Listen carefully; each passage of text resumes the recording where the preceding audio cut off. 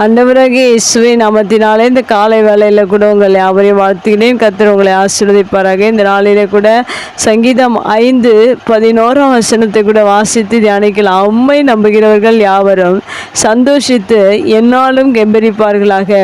நீர் அவர்களை காப்பாற்றுவீர். உம்முடைய நாமத்தை நேசிக்கிறவர்கள் உம்மில் களி கூறுவார்களாக.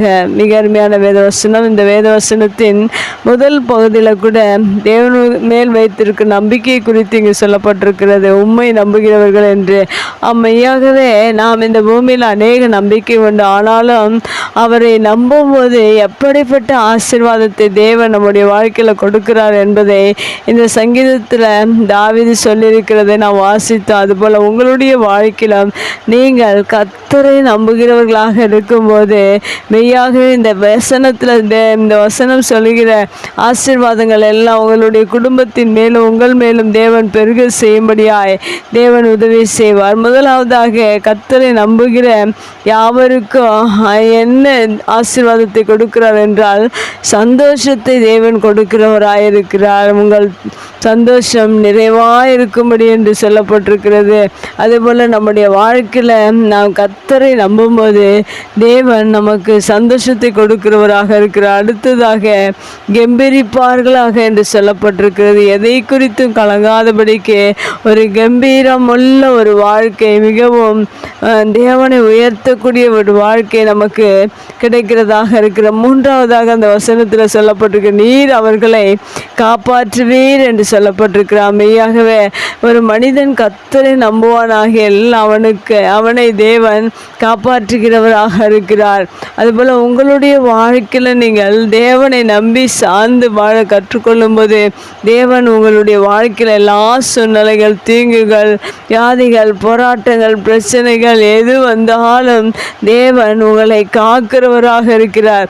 ஏனென்றால் வசனம் சொல்லுகிற நீர் அவர்களை காப்பாற்றுவீர். எவர்களை என்றால் கர்த்தரை நம்புகிறவர்களை தேவன் காப்பாற்றுகிறவராக இருக்கிறார். அடுத்ததாக வசனத்தில் உம்முடைய நாமத்தை நேசிக்கிறவர்கள் உம்மில் களி கூறுவார்களாக என்று சொல்லப்பட்டிருக்கிறது.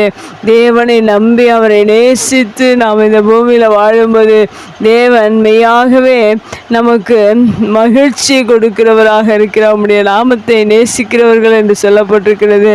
நாம் தேவனை அதிகமாக நேசிக்க வேண்டும். தேவனை முழு இருதயத்தோடும் முழு உண்மையோடும் கூட நாம் ஒவ்வொரு நாளும் நேசித்து அவரை கம்பீரித்து அவரை உயர்த்தி அவரை போற்றுகிறவர்களாக நீங்கள் இருப்பீர்கள் என்றால் மெய்யாகவே உங்களுடைய வாழ்க்கையில் இந்த வசனத்தில் சொல்லியிருக்கிற பிரகாரம் தேவன் சந்தோஷத்தையும் களி கூறுதலையும் தேவன் பாதுகாப்பையும் கொடுக்கிறவராக இருக்கிற. எப்படிப்பட்ட ஆசீர்வாதத்தை இந்த நாளிலே நமக்கு தேவன் கொடுத்து நம்ம இன்னும் ஆசீர்வதித்து நம்ம இன்னும் பலப்படுத்தும்படியாக கண்களை முடிச்சு வைக்கலாம். எங்கள் அன்பு தகப்பனே, இந்த அருமையான வார்த்தைக்கால் நன்றி செலுத்துகிறோம். இந்த வேத வசனத்தில் கூட உம்மை நம்புகிறவர்கள் என்று சொல்லப்பட்ட இந்த வார்த்தையின் பிரகாரம் இந்த புதிய நாளில் நாங்கள் உம்மை நம்புகிறோம். தகப்பனே, நீர் எங்களை சந்தோஷித்து நாங்கள் நாளும் கம்பீரிக்கும்படியாக நீர் ஒவ்வொரு நாளும் எங்களுக்கு உதவி செய்யுங்க. நம்முடைய சமூகத்தில் நாங்கள் எப்போதும் கம்பீரித்து ஆர்ப்பரித்து நாங்கள் துதிக்க பாட நீர் எங்களுக்கு உதவி செய்யுங்க. அது மாத்திரமல்ல, உம்மை நம்புகிற பிள்ளைகளை நீர் காப்பாற்றுகிற தேவன் தகப்பனை. இந்த பூமியில் எங்களை ஒவ்வொரு நாளும் கண்ணின் கருவிழி போல எங்களை காத்து நீர் நடத்தி கொண்டு வருகிறதற்காக நன்றி செலுத்துகிறோம்.